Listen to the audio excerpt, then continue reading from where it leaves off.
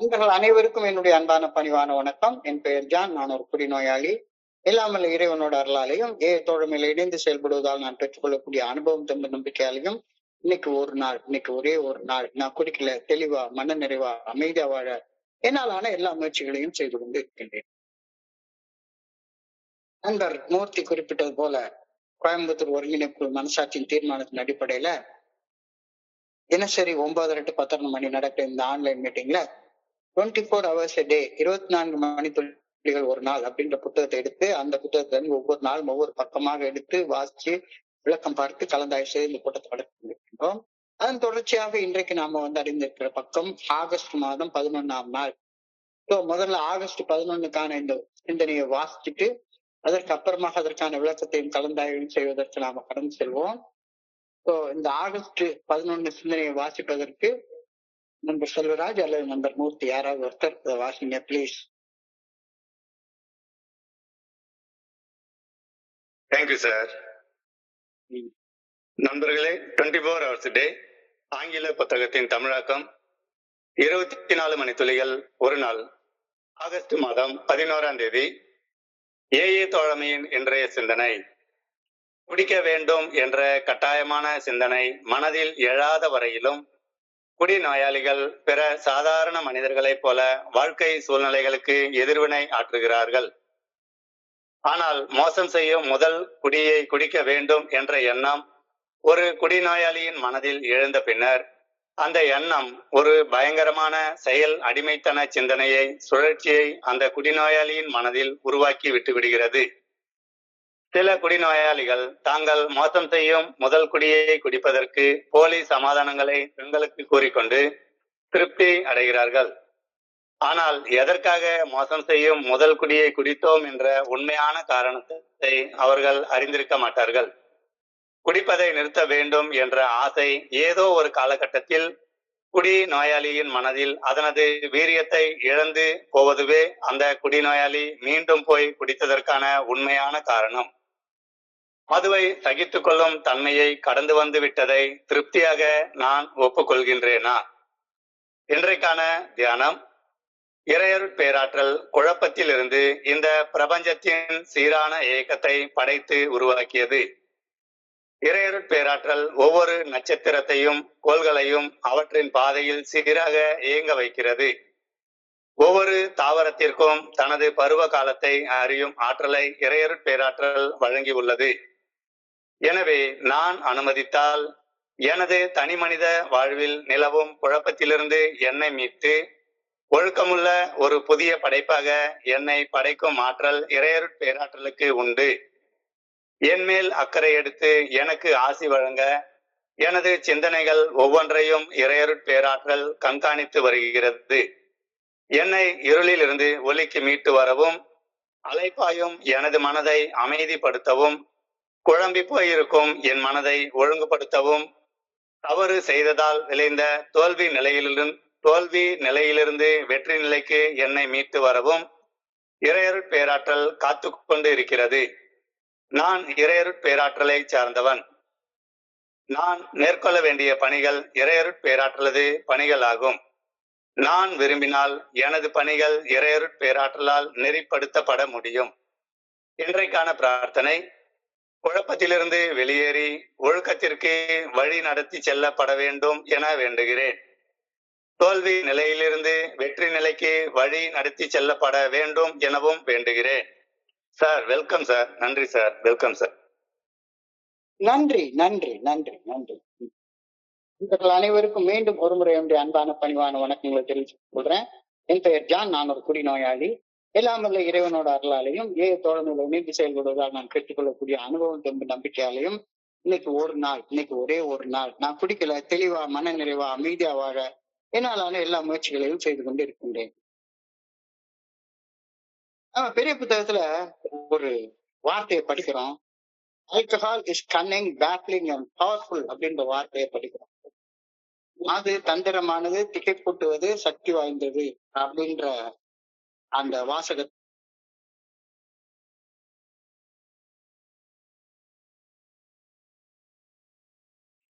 அது தந்திரமானது, திகைப்பூட்டுவது, சக்தி வாய்ந்தது அப்படின்ற கருத்து ஏ தோழமை என்ற பிக்குல சொல்லப்பட்டிருக்கிறது. இந்த ஸ்டேட்மெண்ட் என்னையா அது? மது தந்திரமானது, திகைப்பூட்டுவது, சக்தி வாய்ந்தது அப்படின்னு சொல்றாங்களா? ஒரு பாட்டில்ல அடைக்கப்பட்டிருக்கிற உயிரற்ற திரவம் அந்த மது. அந்த உயிரற்ற திரவம் எப்படி தந்திரமாக இருக்க முடியும்? திகைப்பூட்ட வகையில் இருக்க முடியும், சக்தி மிகுந்ததாக இருக்க முடியும் அப்படின்னு.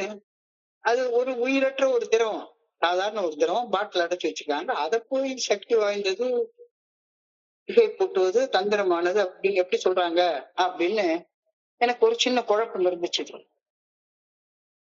தோழமையில வந்து இணைந்து செயலாற்றிய பின்னர் ஒரு 3-4 மாசம் கடந்து போயிருக்கோம். அப்போ நானும் என் மனைவியும் சாப்பிட்டு உட்கார்ந்துட்டு இருந்த நேரத்துல அவங்கள சும்மா சீண்டி பார்க்கலாம்னு ஒரு வார்த்தையை கேட்டேன், கேள்வி கேட்டேன். நீதான் பிஹெச்டி படிச்சிருக்கிய, கெமிஸ்ட்ரியில பிஹெச்டி பண்ணிருக்க, ஆல்கஹால்னு சொல்றாங்களே, ஆல்கஹால்ன்ற ஒரு ரசாயன பொருள், அந்த ரசாயன பொருளுடைய அர்த்தம் தான் என்ன?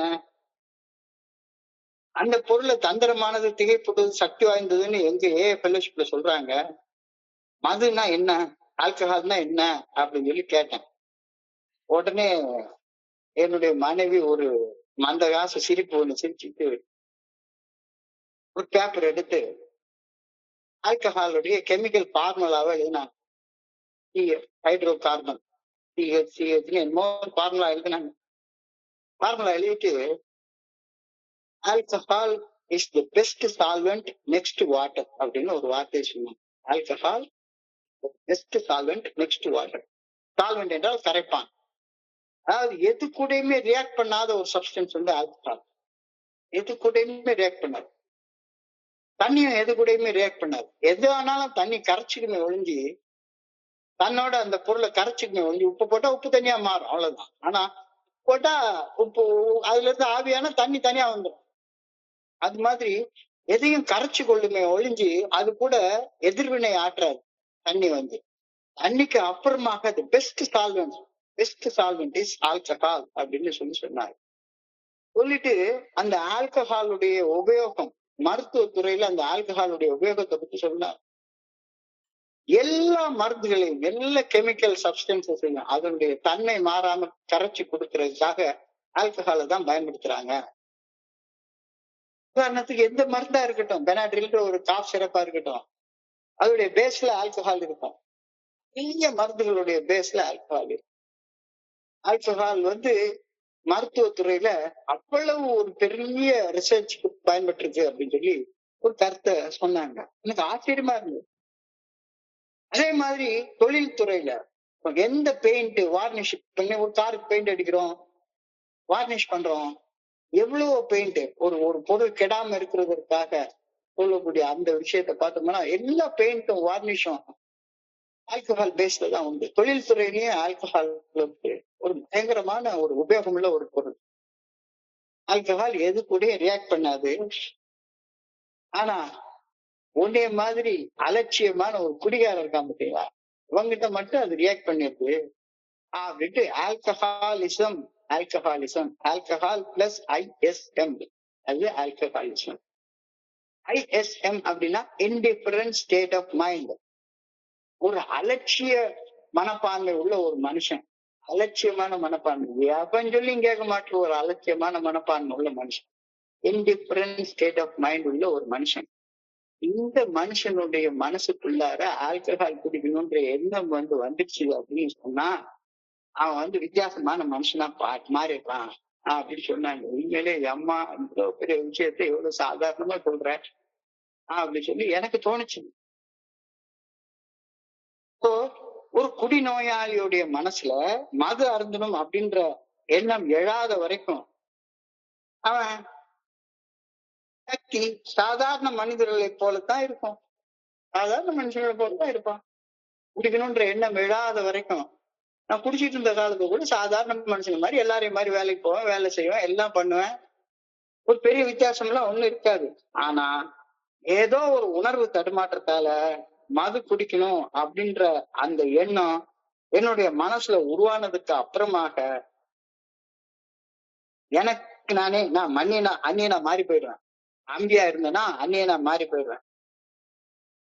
எப்ப ஏதோ ஒரு உணர்வு தடுமாற்றத்தால, ஏதோ கொஞ்சோண்டு அதிகமான பயம், கொஞ்சோண்டு அதிகமான கோபம், பொறாமை, சந்தேகம், இந்த உணர்வுகள் எனக்குள்ளார வந்துருச்சு அப்படின்னு சொன்னா, நான் பழைய மனுஷனா இருக்க மாட்டேன். வேற ஒரு மனுஷனா மாறிடுவேன். அந்த எண்ணம் வந்துட்டாலே போதும். அந்த எண்ணம் வந்துட்டாலே போதும். அம்பியா இருந்தேன்னா எதா மாறிடுவேன், அந்நியனா மாறிடுவேன். எனக்கு நானே அந்நியனா மாறிடுவேன். இந்த உண்மையைத்தான் குடிநோய் குறிச்ச உண்மையாக மது தந்திரமானது, திகைப்படுத்துவது, சக்தி வாய்ந்தது அப்படின்ற வார்த்தையில சொல்லியிருக்காங்க. மது குடிக்கணும்ன்ற எண்ணம் தந்திரமானது, மது குடிக்கணும்ன்ற எண்ணம் திகைப்பூட்டுவது, மது குடிக்கணும் அப்படின்ற எண்ணம் சக்தி வாய்ந்தது. இந்த எண்ணம் ஒரு குடிநோயாளியுடைய மனசுக்குள்ளார பூந்துடுச்சுன்னா, உள்ள போயிடுச்சுதானா, அந்த மனுஷன் மறுபடியும் பழைய மனுஷனா இருக்க மாட்டான். குடிநோயாளி வேற மாதிரி ஆறிடுவான். எனவே மது தந்திரமானது, திகைப்பூட்டுவது, சக்தி வாய்ந்தது அப்படின்னு சொல்றப்ப, தோழமை குடி நோயை பத்தி சொல்லுது அப்படிங்கிறது எனக்கு புரிய ஆரம்பிக்குது. குடி நோய் தந்திரமானது, திகைப்பூட்டுவது, சக்தி வாய்ந்தது. ஒரு குடி நோயாளி சாதாரணமாக குடிக்கிறத பத்தி சிந்திக்காம இருக்கிற நேரத்துல சாதாரண மனுஷனா தான் இருப்பான். சாதாரண மனுஷனா தான் இருப்பான். அதுலயும் தோழமைக்கு வந்ததுக்கு அப்புறமாக 90 நாள் 90 மீட்டிங் வந்துட்டு இருக்கிறப்ப, அல்லது மாலையை போட்டுட்டு குடிக்காம இருக்கிற நேரத்துல எல்லா சாதாரண மனுஷங்களை மாதிரி சாதாரணமா தான் இருப்பான். அதான் இருப்பான். ஆனா ஏதோ ஒரு உணர்வு தடுமாற்றத்தால, ஏதோ ஒரு கொஞ்சம் அதிகமான பயம், அதிகமான கோபம், அதிகமான பொறாமை, அதிகமான சந்தேகம், அளவுக்கு அதிகமாக உணர்வுகள் தடுமாறும் போது குடிக்கிற சிந்தனை அவன் மனசுல உதிச்சுதானா, உள்ள வந்துருச்சுதானா, அப்படியே அவன் வேற ஒரு மனுஷனா மாறிடுவான். வேற ஒரு மனுஷனா மாறிடுவான். தனக்கு தானே அந்நியனா மாறிடுவான். சாதாரண மனுஷனாக செயல்பட்டு இருந்தேன்னா, என்னுடைய மனசாட்சி உறுத்தக்கூடிய ஏதோ ஒரு செயலை செய்யணும் அப்படின்ற உணர்வு தூண்டுதலால் உந்தப்பட்டு சிந்திக்கிறப்ப, எனக்கு நானே ஒரு அந்நியனா மாறி போயிடுவேன். வேற ஒரு மனுஷனா மாறிடுவேன். வெறுமனே உள்ளுக்குள்ளார குடிக்கணும் அப்படின்ற சிந்தனை வந்துட்டா போதும். என்ன செஞ்சாலும் சரிதான். ஒரு அடிக்டாக ஒரு செயல் செய்யணும் அப்படின்ற எண்ணம் ஏதோ ஒரு உணர்வு தடுமாற்றத்தால எனக்குள்ளார உருவாயிடுச்சுது அப்படின்னு சொன்னா, நான் வேற ஒரு மனுஷனா மாறிடுவேன். வெளியே பார்க்க தெரியவே தெரியாது. எனக்குள்ளார எனக்கு நானே அந்நியனா மாறி போயிடுவேன். உதாரணமா சும்மா உட்காந்துட்டே இருப்பேன். எல்லாருக்கூடயும் நல்லதான் பேசிட்டே இருப்பேன். திடீர்னு காம சம்பந்தப்பட்ட ஒரு உணர்வுகள் எனக்குள்ளார அதிகமா போயிடுச்சு அப்படின்னு சொல்லிட்டா போதும். உடனே நான் எனக்கு நானே அந்நியனா மாறி யாருகிட்டையும் வெளியே காட்டிக்காம தனியா ஒரு இடத்துல போய் உட்கார்ந்து நான் பாட்டுக்கு என் மனசாட்சி உறுத்தக்கூடிய அந்த செயலை சர்வசாதாரணமா செய்ய ஆரம்பிச்சிருவேன். சர்வசாதாரணமா செய்ய ஆரம்பிச்சிருவேன். எனக்கு நானே அந்நியனா மாறி போயிடுவேன். இதைத்தான் இன்னைக்கு சிந்தனையுடைய முதல் வார்த்தையாக சொல்லியிருக்காங்க. While alcoholics keep seriously away from the thought of a first drink, they react to life much like other people. But the first drink sets the terrible cycle in motion. மோசம் செய்யக்கூடிய முதல் குடியை பற்றிய சிந்தனை ஒரு குடிநோயாளிகளுடைய மனசுக்குள்ளார வந்துருச்சுது அப்படின்னு சொன்னா, அல்லது மோசம் செய்யக்கூடிய செயல் அடிமைத்தனமான ஏதோ ஒரு செயல் செய்யணும் அப்படின்ற சிந்தனை ஒரு மனுஷனுடைய மனசுக்குள்ளார வந்துருச்சுது அப்படின்னு சொன்னா, அவன் வேற ஒரு மனுஷனா மாறிடுவான். வேற ஒரு மனுஷனா மாறிடுவான். இது நோயுடைய தன்மை. நோயுடைய தந்திரமான திகைப்பூட்டும் சக்தி வாய்ந்த ஒரு தன்மை அப்படின்ற கருத்தை இன்றைக்கு முதல் சிந்தனையுடைய முதல் வரியிலேயே அழகாக சொல்லியிருக்காங்க. While alcoholics strictly keep away from drink, they react to life much like other people. எல்லாரையும் மாதிரிதான் இருப்பாங்க. எல்லாரையும் மாதிரிதான் இருப்பாங்க. அதே மாதிரி நல்லா பேசுவாங்க, நல்லா இருப்பாங்க. திடீர்னு காணாம போயிடும். திடீர்னு காணாம போயிடும். But the first drink sets a terrible cycle in motion.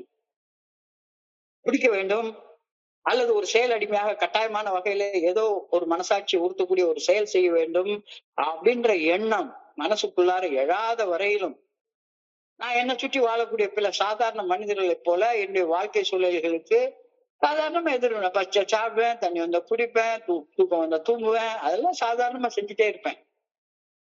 ஆனா எனக்குள்ளார ஒரு குடிக்கணும்ன்ற எண்ணம் அல்லது ஒரு அடிக்டிவா ஏதாவது ஒரு செயலை செய்யணும் அப்படின்ற எண்ணம் என் மனசுக்குள்ளார வந்துருச்சுது அப்படின்னா அதுக்கப்புறமா நான் சாதாரண மனுஷன மாதிரி தூங்க மாட்டேன். அந்த செயல் செய்யற வரைக்கும் எனக்கு தூக்கம் வராது. அந்த செயல் செய்யற வரைக்கும் யாரு கூடயும் மனசு திறந்து பேச மாட்டேன். மோசம் செய்யும் முதல் குடிய குடிக்க வேண்டும் அப்படின்ற எண்ணம் என் உள்ளத்துக்குள்ளார எழுந்ததுக்கு அப்புறமாக அந்த எண்ணம் ஒரு பயங்கரமான சிந்தனை சுழற்சியை மனசுக்குள்ளார உருவாக்கி விட்டு விடுகின்றது அப்படின்ற கருத்து இன்னைக்கு சிந்தனையில சொல்லி டெரிபிள் சைக்கிள் இன் மோஷன். அந்த சிந்தனை சுழற்சிய கட்டுப்படுத்தவே முடியாது. மறுபடியும் என்ன செயல் செய்யணுமோ அந்த செயலை செய்யணும் செய்யணும் செய்யணும் செய்யணும் செய்யணும் அப்படின்னு எனக்குள்ளார காயமான வகையில நான் சிந்திச்சுக்கிட்டே உட்கார்ந்துருப்பேன். Thought of a drink, it's a terrible cycle in motion. While alcoholics keep quickly away from the drink, they react to life in much like other normal people. சாதாரண மனுஷன மாதிரிதான் இருப்பாங்க. ஆனால் உணர்வு தடுமாற்றங்களால் உந்தப்பட்டு சிந்திக்கிறப்ப ஒரு டெரிபிள் சைக்கிள் ஆஃப் மோஷன், ஒரு சிந்தனை சுழற்சி, ஒரு பொது மணல்ல மாட்டிக்கிட்ட மாதிரியான ஒரு சுழற்சி எனக்கு உள்ளார வர ஆரம்பிச்சேன். அதுல இருந்து வெளியே வரவே முடியாது. மோசம் செய்வது முதல் கோப்பை மது என்று சொல்லுவார்கள். மோசம் செய்வது முதல் கோப்பை மதுவை அருந்த வேண்டும் என்று மனசுல உருவாகக்கூடிய சிந்தனை. சிந்தனை வந்த உடனே வேற மாதிரி ஆயிடும். நான் ஒரு ஆபீஸ்ல வேலை பார்த்துட்டு இருந்தேன் 1990கள்ல. அப்ப நல்ல பீக்ல குடிச்சிட்டு இருந்த நேரம் ஆபீஸ்ல எல்லாரும் வேலை பார்த்துட்டு இருப்பாங்க, நானும் உட்காந்து வேலை பார்த்துட்டு இருப்பேன். எங்க ஆபீஸ்ல காலையில ஒரு டீ வரும், அதுக்கு ஆபீஸோடைய சப்ளை ஆபீஸ்லயே கொடுத்துருவாங்க ஒரு டீ. அதே மாதிரி சாயங்காலம் ஒரு வடை ஒரு டீ கொடுப்பாங்க. ஆனா மத்தியானம் ஆன உடனே இன்னைக்கு சாயங்காலம் இந்த பார்ல போய் குடிக்கணும் அப்படின்ற ஒரு சிந்தனை எனக்குள்ளார வந்துரும். 3:30-4 மணிக்கு கொண்டாந்து ஒரு வடையும் ஒரு டீயும் வந்து என் டேபிள்ல வச்சாங்கன்னா எனக்கு வேண்டாம் அப்படி சொல்லிடுவான். எனக்கு வேண்டாம் சொல்லிடுவான். காரணம் என்னன்னா 6:30 மணி 7 மணிக்கு நான் குடிக்கணும் அப்படின்றதுக்கு இப்பவுமே காத்துட்டு ஆரம்பிச்சிடுவோம். வேற ஒரு மனுஷனா மாறிடுவோம். செயல் அடிமைத்தனத்தை தூண்டும் சிந்தனைகள் அதை என்னால சரியாக கையாளத்தை திறமை என்கிட்ட கிடையவே கிடையாது. மண்டைக்குள்ள ஒரு சிந்தனை வந்துருச்சுன்னா அதே இதை சுத்தி சுத்தி சுத்தி சுத்தி யோசிச்சுட்டே இருப்பேன். சைக்கிக் டிசார்டர் சொல்லி சொல்றாங்க. எனக்குள்ளார குடிக்கணும்ன்ற சிந்தனை, செயல் அடிமையாக ஒரு செயல் செய்யணும் அப்படின்ற சிந்தனை என் மனசுக்குள்ளார வந்ததுக்கு அப்புறமாக அந்த தந்திரமான திகைப்பூட்டும் சக்தி வாய்ந்த சிந்தனையை கையாளக்கூடிய திறமை எனக்கு கிடையவே கிடையாது. நான் மோசம் செய்யக்கூடிய அந்த சிந்தனை சுழற்சியில சிக்கிக்கிட்டு நான் செய்யக்கூடிய எல்லா தவறான செயலுக்கும் எனக்குள்ளாரே ஒரு நியாயத்தை கற்பிச்சுக்குவேன். எனக்குள்ளாரே ஒரு நியாயத்தை கற்பிச்சுக்குவேன்.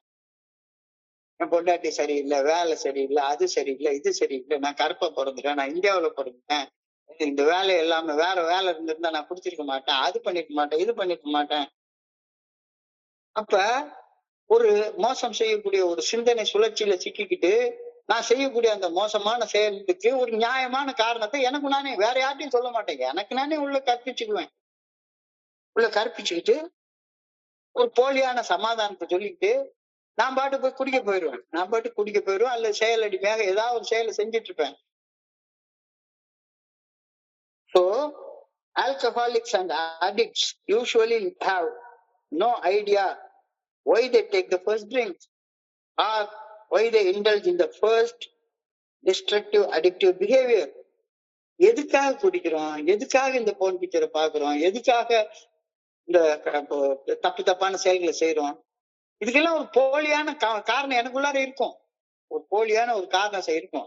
என் பொண்டாட்டி சரியில்லை, நான் சம்பாதிக்கிற சம்பாத்தியம் சரியில்லை, அரசாங்கம் கொடுக்குற சம்பளம் எனக்கு சரியில்லை, பத்தல அப்படின்னு நான் எனக்குள்ளாரே ஒரு சமாதானத்தை சொல்லிக்குவேன். Alcoholics and addicts usually have no idea why they take the first drink or why they indulge in the first addictive behavior, but they will have a reason.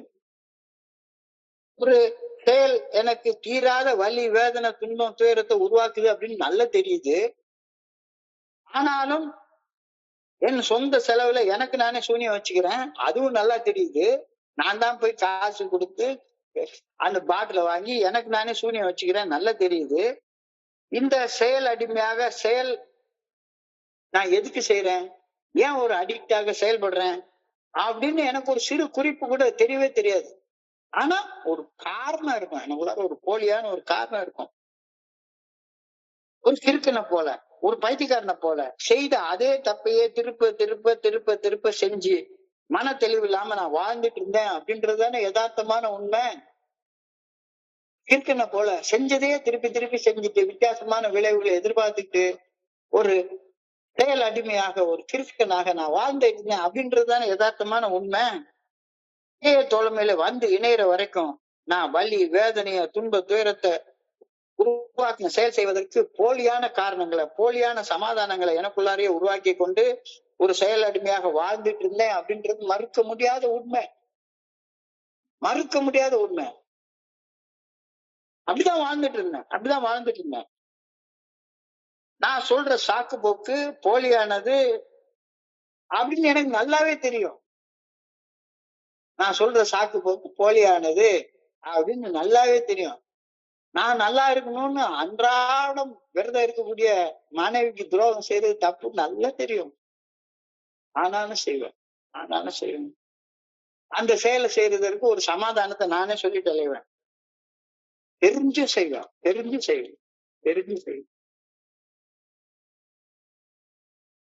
Some drinkers have excuses with which they are satisfied, but in their heart they really do not know why they do it. நான் ஒரு போலியான சாக்கு போக்கு சொல்றேன்னு எனக்கு நல்லா தெரியும். ஆனா எதுக்காக நான் என்னைய நானே அழிச்சு கொள்ளக்கூடிய ஒரு செயலை செய்யறேன், ஒரு செயல் அடிமையாக ஒரு குடிநோயாளியாக குடிக்கிற செயலை நான் ஏன் செய்யறேன் அப்படின்றதுக்கான காரணம் மட்டும் எனக்கு புரியவே இல்லை. ஃபெல்லோஷிப்குள்ளார வர்ற வரைக்கும் எனக்கு புரியவே இல்லை. அப்ப ஒரு குடிநோயாளியாக நான் ஏன் என்னையே மோசம் செய்யக்கூடிய அந்த முதல் குடியை குடிக்கிறேன், நல்லா தெரியுது என்னைய சாகடிக்குது அப்படின்னு நல்லா தெரியுது. ஏன் ஒரு செயல் அடிமையாக என்னையே அழிச்சுக்கிற அந்த செயல் அடிமைத்தனமான செயலை திரும்ப திரும்ப நான் போய் செய்யறேன். ஃபெல்லோஷிப்குள்ளார வர்ற வரைக்கும் எனக்கு இந்த காரணமே புரியவே இல்லை. இந்த கேள்விக்கான விடை இன்றைய சிந்தனையில தெளிவாக எளிமையாக அழகாக வழங்கப்பட்டிருக்கிறது. யாருக்குதான் சிறப்பா வாழணும், வாழ்வாங்கு வாழணும், குடிக்கிறத நிறுத்திட்டு ஒரு பைத்தியக்காரனை போல வாழக்கூடாது, ஒரு செயலடிமையாக வாழக்கூடாது, ஒரு செயலடிமையாக வாழ்றது நிறுத்தணும், பைத்தியக்காரத்தனமா குடிக்கிறத நிறுத்தணும் அப்படிங்கிற விருப்பம் எல்லார் மனசுலயும் இருக்கும். குடிக்கிற காலத்து அதாவது அழகா சொல்லுவாங்க, ஏன் ஒருத்தன் குடிக்கிறத நிறுத்தணும்னு நினைச்சிட்டானா அவனே ஒரு குடிநோயாளி அப்படின்னு. ஏன்னா குடிநோயால பாதிக்கப்படாத ஒருத்தனுக்கு குடிக்கிறது நிறுத்தணும்ன்ற எண்ணம் வரவே வராது.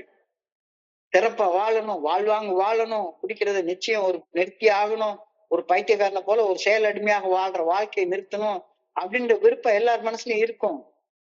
கண்டிப்பாக இருக்கும். இல்லாம இருக்கவே இருக்காது. உடல் நிதானத்தோட மன தெளிவோட வாழணும் அப்படின்ற ஆசை இல்லாத மனிதர்கள் இந்த உலகத்திலே இருக்க மாட்டாங்க. எல்லாருக்கும் இருக்கும். ஆனா சமயங்கள்ல நான் வாழ்வாங்கு வாழணுங்கிறதுக்காக என்னுடைய சராசரி சுகங்களை விட்டு கொடுக்கணும் அப்படின்னாதான் கஷ்டம் வருது. சராசரியான சுகங்களை விட்டு கொடுக்கணும் கூடாது. சாதாரணமா யோசிச்சு பாருங்களேன். எனக்கு டயபெட்டிக்னு தெரியற வரைக்கும் கூட எனக்கு அல்வா சாப்பிடணுங்கிறது அவ்வளவு சபலமா இருக்காது.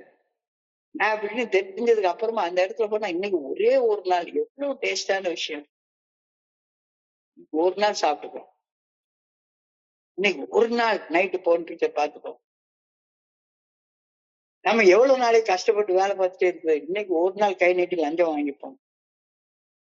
ஓ நான் வாழ்வாங்க வாழணும் அப்படிங்கிறதுக்காக என்னுடைய சராசரி சுகங்களை விட்டு கொடுக்கணுமா அப்படின்ற சபலம் அப்படின்ற ஒரு டெம்டேஷன் என்னையும் அறியாம என் மனசுக்குள்ளார எழும்போது அந்த சபலம் அந்த டெம்டேஷன் வாழ்வாங்கு வாழணும் அப்படின்னு அடிப்படையாக என் மனசுல இருக்கக்கூடிய ஆசையோட மோதுது.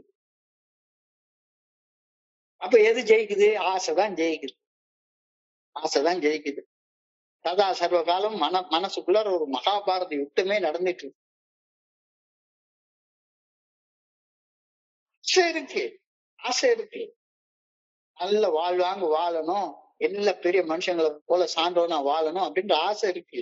ஆனா அப்படி வாழ்வாங்கு வாழணும் அப்படின்ற அந்த வாழ்க்கையை வாழ்றதற்காக என்னுடைய சராசரி சுகங்களை விட்டு கொடுக்கணும் அப்படின்னு சொல்றப்ப உள்ளுக்குள்ளார அது எப்படி இதை போய் விட்டு கொடுத்துட்டு இந்த வாழ்க்கையை கிடைச்சா என்ன, கிடைக்கலன்னா என்ன? இந்த மகாபாரத யுத்தம் எல்லார் மனுஷனுக்குள்ளார மனசுலயும் நடந்துட்டே இருக்குது. இந்த உடம்புதான் குருஷேத்திரம். இந்த உடம்புல நன்மைக்கு தீமைக்கு இடையில சதா சர்வகாலம் ஒரு மகாபாரத யுத்தம் நடந்துட்டே இருக்குது. இந்த மகாபாரத யுத்தத்துல இறையர் பேராட்டுடைய நல்ல ஒழுங்கான வழிகாட்டுதலை என் பக்கம் வச்சுக்கிறலன்னா எனக்கு சத்தியமா தோல்விதான் கிடைக்கும், தோல்விதான் கிடைக்கும் அப்படின்ற கருத்தை இன்னைக்கு சிந்தனையில தெளிவாக சொல்லிட்டாங்க. இந்த மகாபாரத யுத்தத்துல கீதாபதேசம் சொல்லக்கூடிய ஒரு காட்சிய மனசுல நினைச்சு பாருங்க. அதாவது அர்ஜுனன் ஏத்த மாதிரி பாக்குறானா, இன்னும் தன்னுடைய தாத்தா நிக்கிறாரு, தனக்கு பாடம் சொல்லி கொடுத்த வாத்தியார் நிக்கிறாரு, கூட விளையாடினா தம்பிமார்கள் எல்லாம் நிக்கிறாங்க, எல்லாரும் நிக்கிறாங்க, எல்லாரும் வீரர்கள் நல்லவங்க அப்படின்னு இருக்காங்க. இவங்களெல்லாம் கொன்னுட்டுதான் எனக்கு இந்த ஊருக்கு நாடு கிடைக்கணும் அப்படின்னு சொன்னா இந்த சண்டை எதுக்கு போடணும், இந்த சண்டை எதுக்கு போடணும், இந்த சண்டையே போட வேண்டாமே அப்படின்னு சொல்லி அவனுடைய காண்டிபத்தை கீழே போட்டுட்டு மண்டி போட்டு ஐயா விட்டுரு, இந்த போரே வேண்டாம், நான் ஓடி போயிடுறேன் அப்படின்னு சொல்லி சொல்றான். இப்படிதானே சொல்றான். அந்த சூழ்நிலையில தான் கீதோபதேசம் சொல்லப்படுகிறது. கீதோபதேசம் சொல்லப்படுகிறது. அதாவது மகாபாரத யுத்தம் என்பது உடம்புல உள்ள 5 புலன்களுக்கும் மனசுல எழக்கூடிய நூற்றுக்கணக்கான ஆசைகளுக்கும் இடையில நடக்கக்கூடிய ஒரு யுத்தம். என்னுடைய ஆசைகளை எல்லாம் சாவடிச்சுட்டு தான் எனக்கு ஆன்மீக விழிப்புணர்வு நிலை வேணும்னா அப்படிப்பட்ட விழிப்புணர்வு நிலை எனக்கு தேவையே கிடையாதுதான் சொல்றான். அவன் சொல்றது நல்லதானே இருக்குது. எல்லாரையும் கொண்டுதான் இந்த நாட்டை வாங்கணும் அப்படின்னா அது சைக்காலஜிக்கலா அது அர்த்தம் கிடையாது. என்னுடைய நூற்றுக்கணக்கான ஆசைகளை சாகடிச்சுட்டு அந்த ஆசைகளை மனசுல தாங்கி வச்சிருக்கிற மனசை சாகடிச்சுட்டு அந்த ஆசைகளை சப்போர்ட் பண்ற குல கௌரவத்தை கல்வியெல்லாம் சாகடிச்சுட்டு இந்த ஆன்மீக விழிப்புணர்வு நிலையை அடையணுமா, வாழ்வாங்கு வாழக்கூடிய இந்த நிலையை அடையணுமா, வேண்டாம் வேண்டாம் எனக்கு அது வேண்டாம் அப்படின்னு சொல்றான். அப்பதான் பகவான் சொல்றாரு, இங்க பாரு, எல்லாத்த விட உன்னை நான் படைச்சிருக்கிற நோக்கமே இறைவனை அறியக்கூடிய நோக்கம் தான். இந்த நோக்கத்தை அறியணும்னா உன்னுடைய ஆசைகளை நீ சாகடிச்சுதான் ஆகணும். உன்னுடைய ஆசைகள் நூற்றுக்கணக்கான ஆசைகளை சாகடிச்சுதான் ஆகணும். ஆண்டீனம் எழுத, உன் கைவண்ணம் சிறக்க, நீ களமெல்லாம் சிவக்க, அடிச்சு துவம்சம் பண்ணுடா, நான் இருக்கேன், உன் கூட நான் இருக்கேன் அப்படின்னு சொல்லி கடவுள் சொல்றதாகத்தான் இந்த கீதோபதேசம் சொல்லப்படுகிறது. இதை இன்னைக்கு சுருக்கமாக ஆங்கிலத்துல அவருடைய வார்த்தையில் எழுதுறார். The truth is that at some point of my drinking I have passed into a state where the most powerful desire to stop drinking is of no avail. இங்க பாரு, உனக்கு ஆன்மீக விழிப்புணர்வு நிலை வேணுமா, அந்த நிலையை நோக்கி முன்னேறணுமா, இந்த பாட்டுல போட்டு ஓட அதுக்கு அப்புறமா அதை செய்யலாம் அப்படின்னா, ஐயா ஆன்மீக விழிப்புணர்வையாச்சும் ஆட்டுக்குட்டியாச்சும் அதெல்லாம் எனக்கு வேண்டாம், இந்த குவார்டர் பாட்டில் இருந்தா போதும். ஆன்மீக விழிப்புணர்வு நிலையாச்சும் அதாச்சும் அதெல்லாம் வேண்டாம், எனக்கு இன்னைக்கு ராத்திரி ஒரு போன் பிக்சர் பார்த்தா போதும், நான் ஒரு பெரிய வீடு கட்டி அதுக்குள்ளார ஏசிய போட்டுக்கிட்டு ஒரு ரூம்ல படுத்திருந்தா போதும், ஆன்மீக விழிப்புணர்வு நிலையில எனக்கு வேண்டாம். அப்ப நான் வாழ்வாங்கு வாழணும்ன்ற ஆசை எனக்குள்ளார சபலங்கள் ஏற்படுறப்ப தானா மறைஞ்சு போயிடுது. Truth is that at some point of my drinking I have passed into a state where the most powerful desire to stop drinking is of no avail. ஆரம்பத்துல நான் குடிக்கிறது நிறுத்தணும் அப்படின்னா நிக்கிறேன், உண்மையிலே நிக்கிறேன், மீட்டிங் தொடர்ந்து வர்றேன், எல்லாம் பண்றேன். ஏதோ ஒரு காலகட்டத்துல இந்த சபலம் உண்டாகுது. இந்த சபலம் உண்டான உடனே நான் பாதம் மாதிரி போயிடுறேன், கண்டிப்பா கீழே போட்டுறேன், சண்டை போட முடியாது அப்படின்னு அர்ஜுனன மாதிரி அந்த கோழைத்தனமான ஒரு மனநிலைக்கு போயிடுறேன். If at all there is a sin in the world, it is cowardice and fear. ஆசைகளை சாகடிக்கணும் அப்படின்ற அந்த கோழைத்தனம், ஆசைகளை செத்து போயிட்டா இந்த உலகத்தை சுகமா வாழ முடியாது அப்படின்ற பயமும், இதத்தான் என்னைய பரிதாபமா வாழ வச்சுக்கிட்டு இருக்கு அப்படிங்கிறது நல்லா புரியுது. செயல் அடிமையாக என்னை வாழ வைக்கக்கூடிய ஆசைகளுக்கு எதிராக சண்டை போடணும் அப்படின்னு நான் மறுத்துடுறேன். என்ன சொல்றாரு, காண்டீபம் மெழுக உன் கைவண்ணம் சிறக்கை களமெல்லாம் சிவக்க. அடுத்தவங்களை கழுத்தை வெட்டி சாகடின்னு சொல்லவே இல்லை, உனக்குள்ளார இருக்கக்கூடிய தீய ஆசைகளை சாகடி அப்படின்னு சொல்றாரு. இது ஒரு மன தத்துவ புத்தகம் தான். It is a psychological book. It is more than a spiritual book. It is a psychological book. வாழ்வியலை சொல்லி தரக்கூடிய புத்தகம். செயல்பட தூண்டும் நூற்றுக்கணக்கான ஆசைகளை கொன்று குவி. அந்த ஆசைகளை கொன்று குவிக்கக்கூடிய உன்னுடைய அந்த துணிச்சலுக்கு நான் துணை நிக்கிறேன். தீமைகளை அழிச்சு உனக்கு நல்ல ஒழுங்கான வழிகாட்டுதல உனக்கு பார்த்த சாரதியா நான் இருக்கேன், வா, உனக்கு நான் இருக்கேன், வா அப்படின்னு சொல்லி பகவான் நம்ம கிட்ட சொல்றாரு. Am I satisfied that I have passed the tolerance point for alcohol? மதுவை சகித்துக் கொள்ளும் அந்த தன்மைய என்னைக்கோ நான் கடந்து வந்துட்டேன், என்னைக்கோ குடிநோயாளியா மாறிட்டேன் அப்படின்ற உண்மையை நான் திருப்தியோட ஒப்புக்கொள்றேன்னா, எனக்குள்ளார அந்த செயல் அடிமைத்தனமாக செயல்படக்கூடிய அந்த தன்மைய என்னைக்கோ நான் கடந்து வந்துட்டேன் அப்படின்ற உண்மையை நான் ஒப்புக்கொள்றேன்னா, ஒப்புக்கொள்ளலைன்னா இன்னைக்கு தியானத்துக்கு கடந்து போ. இந்த பிரம்மாண்டமான பிரபஞ்சம் படைக்கப்படுவதற்கு முன்னால எப்படி இருந்தது அப்படின்னு யாருக்கும் தெரியாது. உலகத்துல வந்து எவ்வளவு பெரிய மகான்களுக்கும் தெரியாது. இந்த பிரம்மாண்டமான பிரபஞ்சம் சீரான ஒழுக்கத்தோட இந்த இயங்கி கொண்டிருக்கிற இந்த பிரம்மாண்டமான பிரபஞ்சம் படைக்கப்படுவதற்கு முன்னால எப்படி இருந்தது அப்படின்னு யாருக்குமே தெரியாது.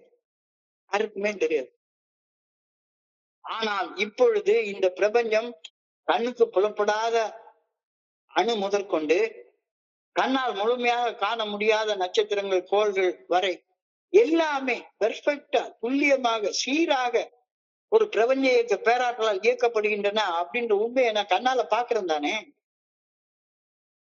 காலையில 6:10 சூரியன் எழும்புது. பஞ்சாங்கத்துல என்னைக்கோ எழுதி வச்சிருக்கிறாங்க, சூரியன் 6:10 உதிக்கும், சாயங்காலம் 6:15 அச்சம்பந்தம் ஆகும், இன்னைக்கு சந்திர கிரகணம் நடக்கும், இன்னைக்கு சூரிய கிரகணம் நடக்கும், எழுதி வச்சுக்கிறாங்க. கரெக்டா நடக்குதே. வானவியல் சாஸ்திரப்படி எல்லாமே கரெக்டா நடக்குதே. ஒரு பிசிக்ஸ்ல அட்டாமிக் பிசிக்ஸ படிச்சு பார்த்தோம்னா ஒவ்வொரு அணுவுக்கும் ஒரு குறிப்பிட்ட எடை, ஒரு குறிப்பிட்ட அட்டாமிக் வெயிட், ஒரு அட்டாமிக் நம்பர், ஒரு குறிப்பிட்ட ஆற்றல் ஒவ்வொரு அணுவுக்கும் இருக்குதே. இது எல்லாத்தையும் நான் கண்ணுக்கு முன்னால பாக்குறேனே. சூரியன் உதிக்குது, பூமி கரெக்டா 24 மணி நேரத்துக்கு தன்னைத்தானே ஒருத்தரை சுத்தி வந்துக்குது.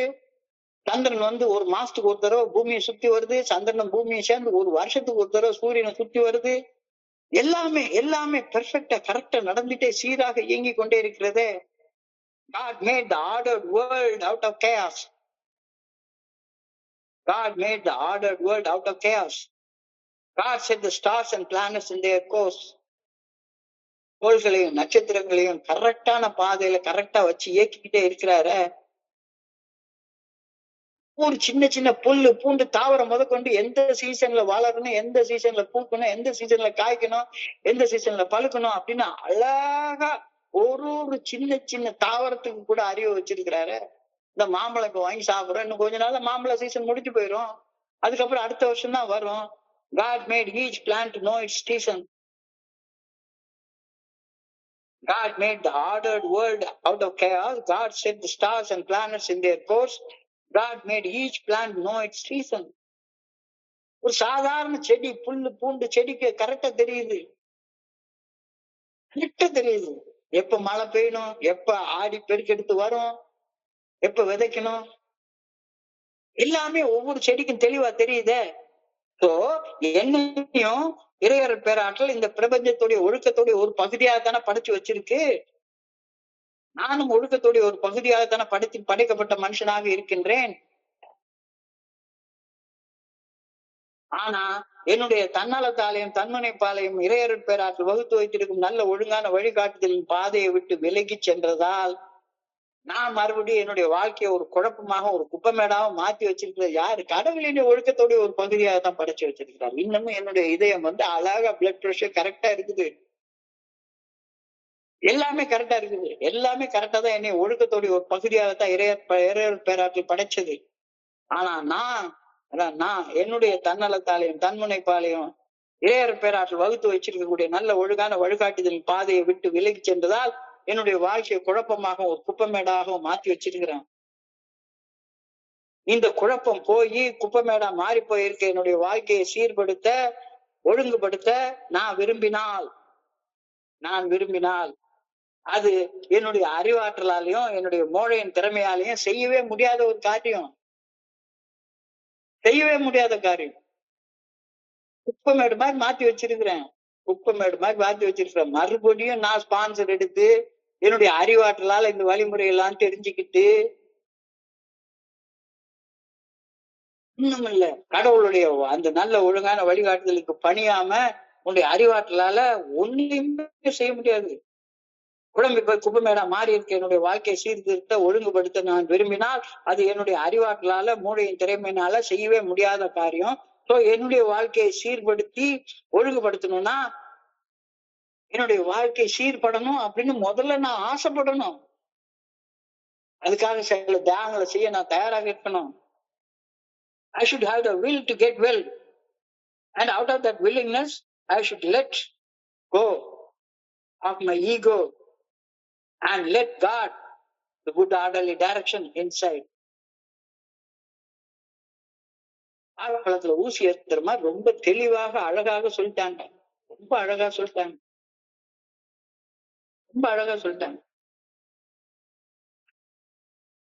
God can bring peace and order into my life.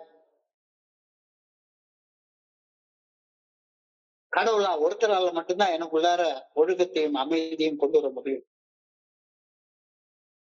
ஆனா நான் அதற்கு அனுமதி கொடுக்கணும், நான் அதற்கு விரும்பணும். நான் விரும்பாத எந்த செயலையும் கடவுள் எனக்காக செய்ய மாட்டார். என் குழப்பமான குப்பையான வாழ்க்கையை விட்டு வெளியேறி அமைதியும் ஒழுக்கத்தையும் என்னுடைய வாழ்க்கையில கொண்டு வர்றதற்கான ஒரே வழி இறைவனுக்கு பணிந்து செயல்படணும் அப்படின்னு என் மனசுல விரும்பினா போதும். God is watching me over to bless me and to take care of me.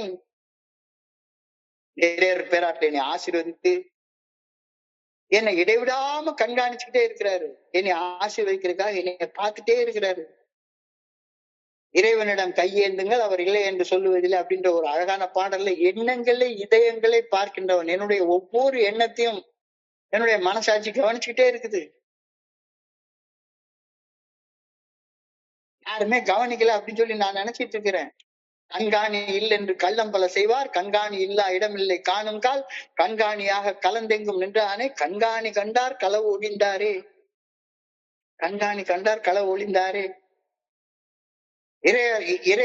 இறையர் பேராற்றலுடைய அறிவுக்கு இல்லாம எந்த ஒரு எண்ணமோ சிந்தனையோ என்னைய கடந்து போக முடியவே முடியாது. என்னுடைய மனசுல கடந்து போகக்கூடிய ஒவ்வொரு சிந்தனையும் என்னுடைய மனசாட்சி கவனிச்சுக்கிட்டே இருக்குது. இறைவன் அறியாது எந்த ஒன்னையும் நான் பேசவே முடியாது. இறைவன் அறியாது எந்த ஒரு செயலையும் என்னால செய்ய முடியாது. நான் ஒரு காலத்துல ஒரு சினிமா கம்பெனில அசிஸ்டன்ட் டைரக்டரா போய் வேலை பார்த்தேன். அவங்க கலர் டிஸ்கஷன் அப்ப ரொம்ப மோசமான செக்ஸியான சீன்ஸ் எல்லாம் டிஸ்கஸ் பண்ற நேரத்துல தயாரிப்பாளர் கோடிக்கணக்குல பணம் போட்டு படத்தை தயாரிக்கிற தயாரிப்பாளர், ஏன்னா அவர் பயங்கரமா அவர் பூஜை அறையை வச்சு அந்த பூஜை அறைக்குள்ளார 200-300 சாமியை கொண்டாந்து பணம் போட்டு மாட்டி வச்சிருப்பாரு. எல்லாத்தையும் போட்டு, ஏன்னா நிறைய பணம் போட்டு செய்யறாருல. அப்ப இங்க உட்காந்து இந்த இடத்துல உட்காந்து தண்ணி அடிச்சுட்டு நம்ம பாட்டு உட்காந்து ஸ்டோரி டிஸ்கஷன் பண்ணிட்டு உட்கார்ந்து இருப்பாங்க. ஒரு 20-30 பேர் உட்காந்து ஸ்டோரி டிஸ்கஷன் பண்ணிட்டு இருப்பாங்க.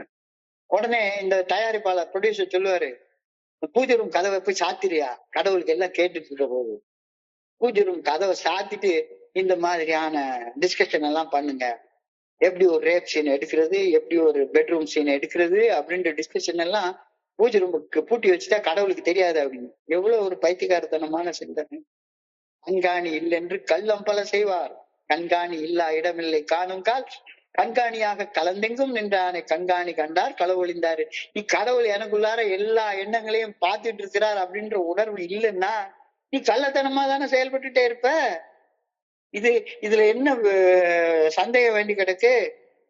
God is watching over me, blessed me and to take care of me. என்னைய ஆசீர்வதிக்கவும் என் நலன் மேல அக்கறை எடுத்துக்கொள்ளவும் என்னுடைய எண்ணங்களை ஆண்டவர் பார்த்துட்டே இருக்கிறாரு. ஆனா நான் ஆண்டவர் பார்க்கல, கடவுள் பார்க்கல, இறையர் பேராற்றல் பார்க்கலன்னு கண்ணா பின்னான்னு என்னென்னத்தையோ யோசிச்சுட்டே உட்கார்ந்துருக்கேன். சோ இறையர் பேராற்றல் அறியவில்லை என்று ஒளிந்து மறைந்து இருட்டில் நான் வாழ்ந்து கொண்டிருக்கின்றேன். இருட்டுக்குள்ளார யாரும் பார்க்கல அப்படின்னு கதவை மூட்டிட்டு போய் நான் உட்காந்து போன் பிக்சர் பார்த்துட்டு இருக்கேன். கடவுளுக்கு எங்க தெரிய போகுது? யாருக்கு என்ன தெரிய போகுது? எவனுக்குமே தெரியாது. நம்ம இங்க வந்து ஒரு வேஷம் போட்டுடலாம், வாழ்ந்துடலாம் அப்படின்னு. So God is leading me out of that darkness into light. தியானத்துல அழகா சொல்லியிருக்கிறாங்க, God is leading me out of that darkness into light. அக இருளில் இருந்து என்னுடைய அகத்துல ஜீவ ஜோதியாக திருச்சிட்டம்பலமாக இருந்து என்னை கண்காணிப்பது கடவுளுடைய பேராற்றல். God is leading me from unrest to rest. அலைப்பாய் என் மனசை அந்த அலைப்பாயிர தன்மையில இருந்து நல்ல ஒழுங்கான வழிகாட்டுதலின் அமைதியான நிலைக்கு ஆண்டவர் கொண்டு வர்றதுக்கு எப்பவுமே காத்துட்டே இருக்கிறாரு. God is leading me from disorder to order. குழப்பத்திலிருந்து ஒழுக்கத்திற்கு என்னை வழிகாட்ட இறைவனுடைய நல்ல ஒழுங்கான வழிகாட்டுதல் எப்பவுமே காத்துட்டு இருக்குது. என் மனசுதான் அதை ஒத்துக்க மாட்டேங்குது. இந்த மாதிரி நான் சண்டை போட மாட்டேன். என்னுடைய ஆசைகளை எதிர்த்து நான் சண்டை போட மாட்டேன். ஆசைகளின் பின்னாலேயே வளப்பாட்டு குட்டி மாதிரி நான் போயிட்டே இருப்பேன். So God is leading me from disorder to order. குழப்பத்திலிருந்து ஒழுக்கத்திற்கு இறைவனுடைய நல்ல ஒழுங்கான வழிகாட்டுதல் என்னை வழி நடத்துகின்றது. God is leading me from faults and failures to success. தவறிழைத்து தோல்வி நிலையில் வாழும் என்னுடைய வாழ்க்கையை வெற்றிகரமான வாழ்க்கை நிலைக்கு வழி நடத்துவதற்காக இறையர் பேராற்றல் காத்து கொண்டே இருக்கின்றது. I belong to God and my affairs, in all my affairs. நான் இறையர் பேராற்றலால் ஒரு குறிப்பிட்ட நோக்கத்தின்படி வாழ வேண்டும் என்று படைக்கப்பட்டவன். நான் அந்த நல்ல ஒழுங்கான வழிகாட்டுதலின்படி படைக்கப்பட்டவன்.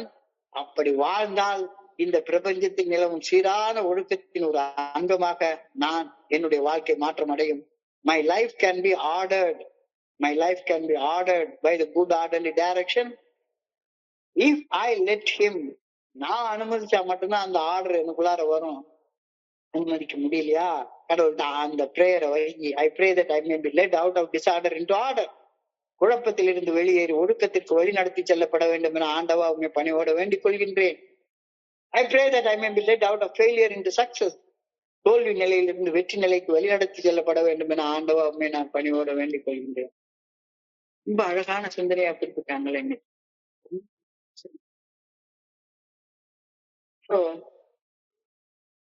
இன்னைக்கு சிந்தனையுடைய சுருக்கத்தை ரொம்ப சுருக்கமாக பார்ப்போம். மது தந்திரமானது, திகைப்பூட்டுவது, சக்தி வாய்ந்தது அப்படின்னு நம்ம பிக்குட்டில எழுதிருக்கோம். இது என்னது?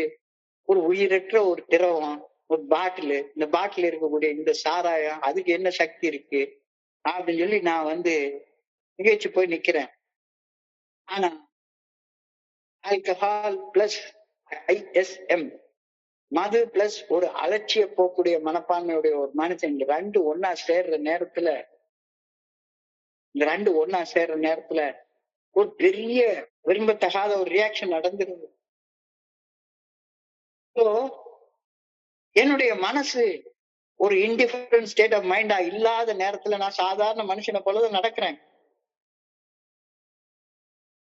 எனக்குள்ளார மது அருந்தணும்ன்ற எண்ணம் இல்லை, ஒரு செயல் அடிமையாக செயல்படணும் அப்படின்ற எண்ணம் இல்லாத நேரத்துல ஒரு சாதாரண மனுஷனை போல சரியாக நல்லா வாழ்ந்துட்டு தான் இருக்கிறேன்.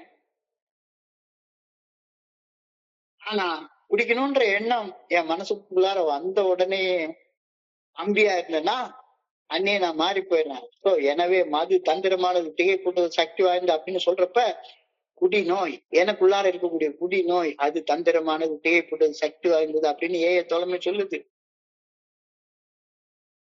சாதாரண மனுஷனாக செயல்பட்டு இருக்கிறதுனா என்னுடைய மனசாட்சியை உறுத்தும் ஏதோ ஒரு செயல் அடிமைத்தனமான செயலை செய்யணும் அப்படின்ற உணர்வு தூண்டுதல் உருவான உடனே எனக்கு நானே அன்னே நான் மாறி போயிடுறேன். While alcoholics keep quickly away from drink, they react to life much like other people. But the first drink sets the terrible cycle in motion. குடிக்கணும் அப்படின்ற அந்த சிந்தனை எனக்குள்ளார ஒரு பயங்கரமான மோசமான சிந்தனை சுழற்சியை உண்டாக்கி விட்டுருது. குடிக்கணும் அல்லது செயல் அடிமையாக செயல்படணும் அப்படின்ற மனசாட்சி உறுத்தக்கூடிய செயலை செய்யணும் அப்படின்ற ஒரு எண்ணம் எனக்குள்ளார எழாத வரைக்கும் நான் சாதாரண மனுஷனா தான் இருக்கிறேன். ஆனா அப்படி ஒரு எண்ணம் எழுந்துட்டு உடனேயே எதிர்வினை ஆற்ற ஆரம்பிச்சிடறேன். terrible cycle of motion has been set in. மோசம் செய்வது முதல் குடி அப்படின்னு சொல்லுவாங்க. மோசம் செய்வது முதல் குடி அருந்த வேண்டும் என்ற சிந்தனை இல்லை.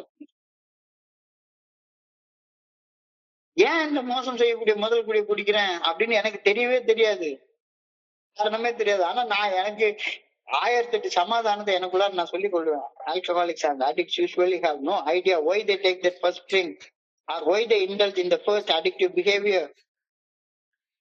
என்ன அறியாம ஒரு முட்டாள்தனமா ஒரு சமாதானம் சொல்லுவேன். ஒரு கிறுக்கனை போல, ஒரு பைத்தியக்காரனை போல செஞ்ச தப்பையே திருப்பி திருப்பி செஞ்சுக்கிட்டு மன தெளிவில்லாம வாழ்றதுக்கு 1008 சமாதானத்தை சொல்லிக்கிட்டே இருப்பேன். Some drinkers have excuses with which they are satisfied, but in their heart they really do not know எதுக்கு தன்னைத்தானே அழிச்சுக்கிற இந்த விஷத்தை குடிக்கிறோம் அப்படின்னு அவங்களுக்கு காரணமே தெரியாது. அப்ப காரணம் என்ன அப்படின்றது இன்னைக்கு சிந்தனையில அழகா சொல்லியிருக்காங்க. சிறப்பா வாழணும், வாழணும், குடிக்கிறது நிறுத்தணும் அப்படின்ற ஆசை எல்லாருக்குள்ளாரையும் இருக்கும், கண்டிப்பா இருக்கும். சிறப்பா வாழணுன்ற ஆசை இல்லாத மனுஷன் யாரு? உடல் நிதானத்தோட மன தெளிவோட சிறப்பா வாழணும் அப்படின்ற ஆசை இல்லாத மனுஷங்க இருக்க முடியாது. ஆனா சமயங்கள்ல நல்லா வாழணும் அப்படின்ற வாழ்க்கைய வாழணும்னா உன்னுடைய சில அடிப்படை சுகங்களை நினைச்சு விட்டு கொடுக்கணும் அப்படின்னா ஐயா அதெல்லாம் வேண்டாம். இந்த சபலம், அந்த டெம்டேஷன் உருவாகிற நேரத்துல வாழணும் அப்படின்ற ஆசை சாகடிக்கப்பட்டிருக்கு. இதைத்தான் மகாபாரத யுத்தத்துல இந்த உடம்புதான் குருஷேத்திரம். இந்த உடம்புல சதா சர்வ காலம் நன்மைக்கு தீமைக்கு இடையில ஒரு போராட்டம் நடந்துகிட்டே இருக்குது. இந்த நன்மைக்கு தீமைக்கு இடையில நடக்கக்கூடிய இந்த போராட்டத்துல நான் நன்மையின் பக்கம் இல்லாம தோல்வியின் பக்கத்துல போய் நின்னேன்னா நான் செத்தேன். The truth is that at some point of in my drinking I have passed to a state where the most powerful desire to stop drinking is no avail. அந்த அர்ஜுனன் மகாபாரத யுத்தத்துல முதல் நாள் காண்டிபத்தை கீழே போட்டுட்டு ஐயா நான்லாம் சண்டை போட மாட்டேன், இந்த குவார்டர் பாட்டில் குடிக்கிறத விட்டுதான் வாழணும்னா அப்படி வாழ்க்கையே எனக்கு தேவையில்லை.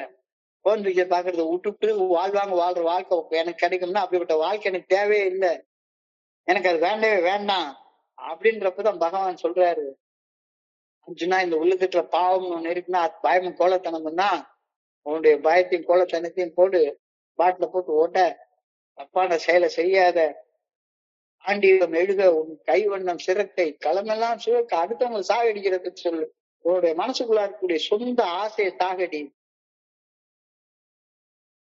Am I satisfied that I have passed my tolerance point?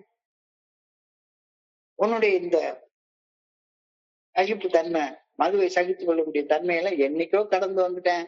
நான் ஒரு அடிக்டாக செயல்படக்கூடிய அந்த சகிப்பு தன்மையெல்லாம் என்ன எப்பவுமா போயிடுச்சுது அப்படின்றத ஒப்புக்கொள்றியா? இல்ல எல்லாம் இன்னும் என்னாலேயே நான் நல்ல வாழ்க்கை தான் வாழ்ந்துட்டு இருக்கேன், வாழ்ந்துட்டு இருக்கேன் அப்படின்னு சொன்னேன்னா தியானத்தை கடந்து போ. இந்த பிரம்மாண்டமான பிரபஞ்சத்தை பாரு. இந்த பிரம்மாண்டமான பிரபஞ்சம் எவ்வளவு ஒழுக்கமாக இயங்கி கொண்டிருக்கிறதுன்னு பாரு. God made the ordered world out of chaos. குழப்பத்திலிருந்து இவ்வளவு துல்லியமான ஒழுக்கத்தோடு இயங்கக்கூடிய இந்த உலகத்தை ஆண்டவர் படைச்சிருக்கிறார். God set the stars and planets in their course. எல்லா கோள்களையும் நட்சத்திரங்களையும் கரெக்டா துல்லியமாக இயங்க வச்சு கொண்டிருக்கிறார்.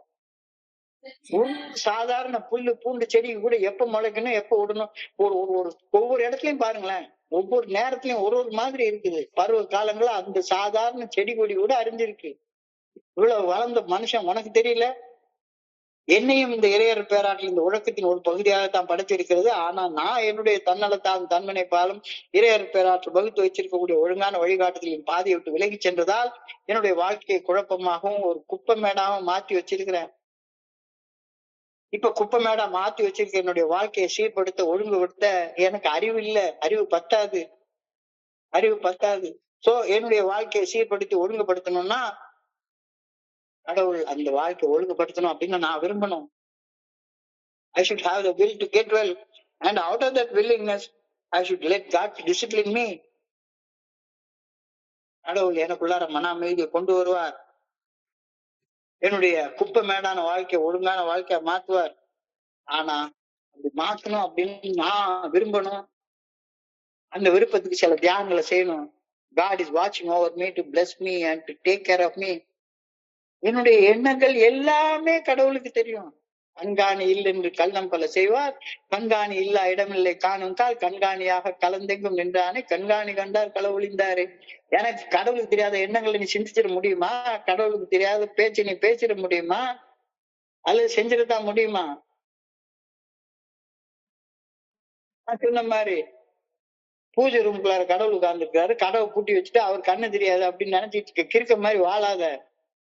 God is watching over me to bless me and to take care of me. ஆனால் இறையர் பேராற்றல் அறியவில்லை என்று ஒளிந்து மறைந்து இருட்டில் நான் தான் வாழ்ந்துட்டு இருக்கேன். அக இருளில் இருந்து என்னுடைய அகத்துக்குள்ளார ஜீவ ஜோதியாக சிற்றம்பலமாக இருப்பது இறையர் பேராற்றல். God is leading me from unrest to rest. அலைப்பாயும் பயணத்தை அந்த அலைப்பாயும் நிலையிலிருந்து நல்ல ஒழுங்கான வழிகாட்டுதலுக்கு அமைதிப்படுத்தக்கூடிய நிலைக்கு ஆண்டவன் கொண்டு வர்றாரு. God is leading me from disorder to order. குழப்பத்திலிருந்து ஒடுக்கத்திற்கு ஆண்டவன் என்னை வழி நடத்திட்டு போறாரு. என்னுடைய தவறுகளால் நிகழ்ந்த தோல்வி நிலையிலிருந்து வெற்றிகரமான வாழ்க்கைக்கு என்னை வழி நடத்திட்டு போறதுக்கு ஆண்டவர் காத்துட்டு இருக்காரு. God is leading me from faults and failure to success. So I belong to God. நான் குட் ஆர்டர்லி டைரக்ஷன் சேர்ந்தவன். நான் இறையர் பேராற்றியால் ஒரு குறிப்பிட்ட நோக்கத்தின்படி வாழ்வதற்காக படைக்கப்பட்டவன். நான் அந்த ஒழுங்கான வழிகாட்டுதலின்படி வாழ படைக்கப்பட்டேன். அப்படி வாழ்ந்தால் இந்த பிரபஞ்சத்தின் சீரான ஒழுக்கத்துக்கு நானும் ஒரு பகுதியாக இருப்பேன். My life can be ordered by the good orderly direction of God if I let him. நான் அனுமதிச்சா அது நடக்கும், இல்லாட்டி போனா நடக்காது. I pray that I may be led out of disorder into order. குழப்பத்திலிருந்து வெளியேறி ஒழுக்கத்திற்கு வழி நடத்தி செல்லப்பட வேண்டும் என ஆண்டவரை பணியோடு வேண்டிக் கொள்கின்றேன். I pray that I may be led out of failure into success. தோல்வி நிலையில் இருந்து வெற்றி நிலைக்கு வழி நடத்தி செல்லப்பட வேண்டும் என ஆண்டவா உண்மை பணியோடு கேட்டுக்கிறேன் அப்படின்னு சொல்லி பிரார்த்தனையோட இன்னைக்கு சிந்தனை முடிவடைகிறது. சோ இன்றைய சிந்தனையை படிக்கிறப்ப என் மனதை கடன் சென்ற சிந்தனைகளை உங்களோட பகிர்ந்து கொள்ள இந்த அற்புதமான வாய்ப்பு உருவாக்கி கொடுத்த குழுவிற்கு என்னுடைய மிக பணிவான நன்றிகளை தெரிவித்துக் கொள்றேன். பொறுமையாக கேட்ட ஒவ்வொரு நண்பருக்கும் என்னுடைய பணிவான நன்றிகள். இந்த இரவு பொழுது நண்பர்களுக்கு இனிமையான இரவாக அமைய பணியோடு வேண்டிக் கொள்கின்றேன். நன்றி நன்றி நன்றி நன்றி நன்றி. வாழ்க வையகம், வாழ்க வளமுடன். Thank you so much.